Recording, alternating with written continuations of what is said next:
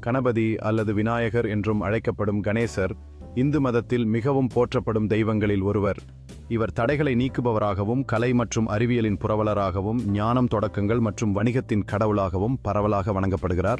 சிவன் மற்றும் பார்வதியின் மகனான இவரை அவரது யானை தலை, பானை, வயிறு மற்றும் எலி என்னும் வாகனம் ஆகியவற்றைக் கொண்டு எளிதில் அடையாளம் கண்டுகொள்ளலாம்.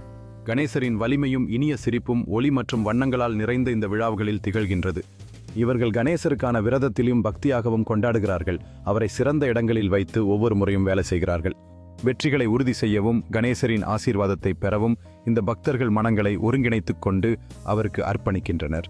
கணேசரின் புகழ் மற்றும் அவருக்கான அன்பு அவனை வணங்கும் எல்லா இடங்களிலும் பரவலாக காணப்படுகிறது. இதனால் கணேசர் அனைத்து தலைமுறைகளிலும் பக்தர்களின் மனதில் இடம் கொண்டு திகழ்கிறார், நம்பிக்கை மற்றும் மகிழ்ச்சியை பரப்புகிறார்கள். கணேசரின் விழா நம்மை ஒன்றிணைக்கிறதே, பக்தியின் மற்றும் மகிழ்ச்சியின் உணர்வுகளை பரப்புகிறது. இவ்வாறு கணேசர் அனைவருக்கும் கடலிகள் மற்றும் நன்மைகளை வழங்கும் கடவுளாக எங்கள் வாழ்க்கையின் ஒவ்வொரு பக்கத்திலும் இருக்கிறார்.